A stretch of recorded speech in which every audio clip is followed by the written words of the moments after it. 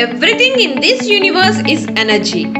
Trust the energy you feel around a person.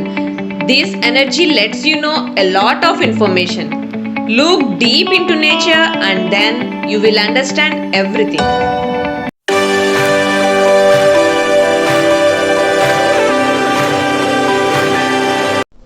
पुराणों में शिवरात्रि त्योहार की उत्पत्ति का वर्णन करने वाली कई कहानियां और किंवदंतियां हैं। शिव पुराण में एक अन्य कथा के अनुसार एक बार त्रिदेवों में से दो ब्रह्मा और महाविष्णु आपस में लड़ रहे थे कि दोनों में कौन श्रेष्ठ थे।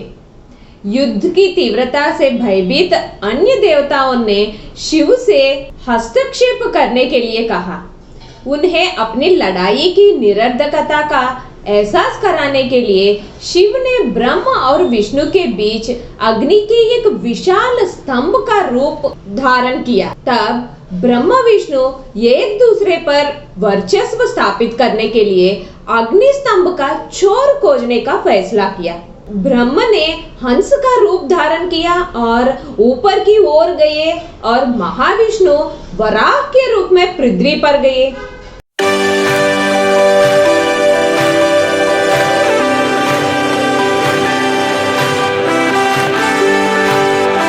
लेकिन प्रकाश की कोई सीमा नहीं होने से दोनों अंत खोज न सके। अपने ऊपर की यात्रा पर ब्रह्म को एक केतकी फूल नीचे आते हुए दिखा। ब्रह्म पूछने से केतकी फूल ने जवाब दिया कि उसे भेंट के रूप में उग्र स्तंभ के शीर्ष पर रखा गया था। ऊपर की सीमा को खोजने में ब्रह्म असफल होने से केतकी फूल को गवाह के रूप में लेने का फैसला किया और ये बात केतकी फूल को भी बताया। महाविष्णु भी असफल होके गवाह के रूप में कामधेनु की मदद मांगे। ब्रह्मा और विष्णु अपना अपना गवाहों का प्रदर्शन किए।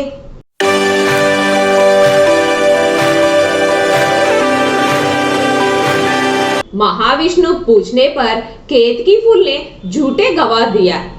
ब्रह्मा पूछने पर कामधेनु भी मुंडी हिला के झूठी गवाह दी और पूंछ हिला के सच भी बता दी। इस पर क्रोधित शिव ने अपना असली रूप प्रकट किया। उसने झूठ बोलने के लिए ब्रह्मा को ऐसा श्राप दिया कि कोई भी उससे प्रार्थना नहीं करेगा और उनके मंदिर भी नहीं रहेगा। झूठे तरीके से गवाह देने से केतकी फूल को भी किसी की पूजा में भगवान को अर्पण करने पर प्रतिबंध लगा दिया।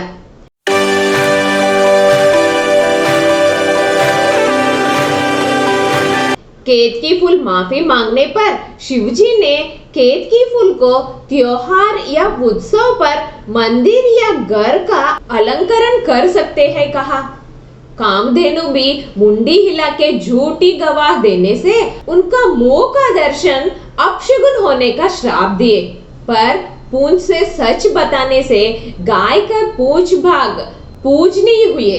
इसीलिए गाय का मोह यमधर्मराज का निवास माना जाता है और पीछे भाग से जो मिलते हैं यानी दूध, गोमूत्र, गोबर सब उपयोग करते हैं।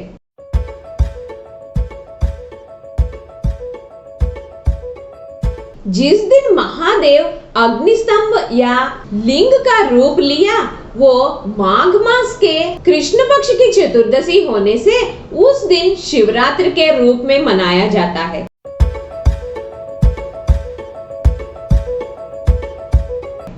उस दिन रात जिस समय पर शिवजी पहली बार लिंग रूप में उद्भव हुए उस समय को लिंगोद्भव समय कहते हैं और उस वक्त सभी शिव मंदिरों में महादेव के अभिषेक करने का रिवाज आया। उस दिन सभी भक्त उपवास और जागरण करते हैं। शिवरात्रि मनाने के पीछे वैज्ञानिक कारण भी है।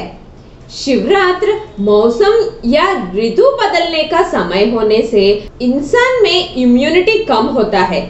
उपवास या मिताहार इम्यूनिटी को बढ़ाता है। महाशिवरात्रि के तुरंत बाद लगभग एक चमत्कार की तरह पेड़ फूलों से भरे हुए हैं, जैसे कि घोषणा करना है कि सदियों के बाद पृथ्वी की उर्वरता का कायाकल्प हो गया है। और शायद यही कारण है कि लिंग को पूरे भारत में उर्वरता के प्रतीक के रूप में पूजा जाते हैं। त्योहार भारत में विभिन्न हिस्सों में भिन्न है। उदाहरण के लिए शिवरात्रि के दिन कर्नाटक में बच्चों को हर तरह की शरारत करने की अनुमति दी जाती है और सजा के लिए पूछना दिन का नियम है, जो संभवतः झूठ बोलने के लिए ब्रह्म को दंडित करने वाली शिव की पौराणिक घटना से उत्पन्न होता है।